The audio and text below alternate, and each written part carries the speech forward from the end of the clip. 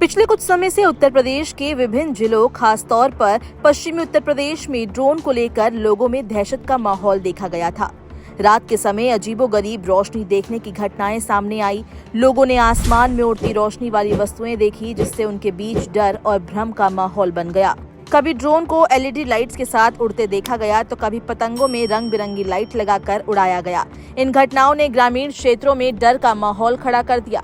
मुजफ्फरनगर में तो पुलिस ने 2 लोगों को गिरफ्तार भी किया है, जो हरे रंग की लाइट लगाकर कबूतर उड़ाकर दहशत फैलाने की कोशिश कर रहे थे। इसी तरह हापुड़ में कुछ युवकों द्वारा एलईडी लाइट वाली पतंग उड़ाने से लोगों की रातों की नींद उड़ गई। कई लोगों ने तो इसे अज्ञात ड्रोन या जासूसी उपकरण समझा, जिससे अफवाहें और भय तेजी से फैलने लगा।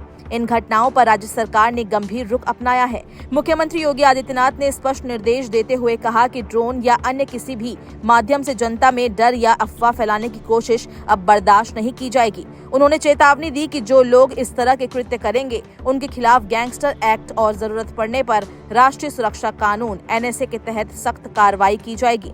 मुख्यमंत्री ने कहा कि ड्रोन उड़ाने से पहले अनुमति लेना अनिवार्य है। यदि कोई व्यक्ति बिना अनुमति ड्रोन का संचालन करता है और उसे कानून व्यवस्था को खतरा उत्पन्न होता है, तो उसकी संपत्ति तक जब्त की जा सकती है। रविवार को मुख्यमंत्री ने अपने सरकारी आवास पर उच्च स्तरीय बैठक में इस विषय पर गंभीर चर्चा की। उन्होंने गृह विभाग और पुलिस के वरिष्ठ अधिकारियों को निर्देश दिया कि प्रत्येक जिले में ड्रोन की गतिविधियों की समीक्षा की जाए और संदेहास्पद गतिविधियों पर तुरंत कार्रवाई की जाए। साथ ही ये भी सुनिश्चित किया जाए कि अफवाह फैलने से कोई निर्दोष व्यक्ति भीड़ का शिकार न बने।